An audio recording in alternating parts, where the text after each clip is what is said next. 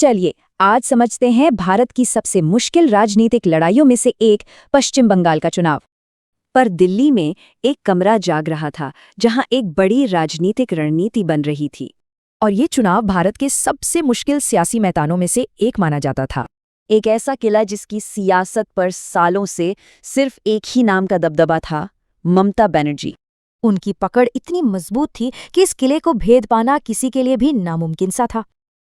पर अमित शाह का नजरिया कुछ और ही था, और यहीं से रणनीति में एक बड़ा बदलाव आया।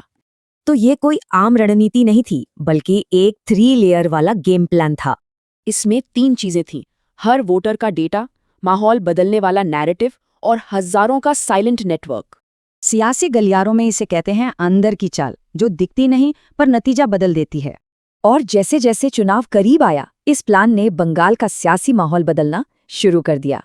तो अब मुकाबला था ममता की जमीनी पकड़ और शाह के डेटा पर आधारित माइक्रो प्लानिंग के बीच। बाहर तो रैलियों, रोड शो और नारों का शोर था जिसे सब देख रहे थे, पर जो असली लड़ाई थी वो कैमरों के सामने नहीं बल्कि बंद दरवाजों के पीछे लड़ी जा रही थी। जी हाँ, ये जंग असल में सियासी वॉर रूम्स के अंदर हो रही थी। वोटिंग के दिन सबके जहन में बस एक ही सवाल था, आखिर इस बार होगा क्या? फिर आया नतीजों का दिन। टीवी स्क्रीन पर नंबर तेजी से बदल रहे थे और धड़कनें बढ़ रही थीं। लेकिन दिल्ली में अमित शाह बिल्कुल शांत थे। ये सिर्फ नतीजा नहीं, अपनी बनाई रणनीति पर भरोसा था। वो जानते थे कि ये खेल सिर्फ वोटों की गिनती का नहीं, बल्कि सही रणनीति का है। और बंगाल चुनाव ने एक बात साफ कर दी, आज की राजनीति में जीत भीड़ से नहीं, रणनीति से मिलती है। और शायद इसीलिए उस दिन देश को एक बार फिर समझ आया कि अमित शाह को चाणक्य क्यों कहा जाता है।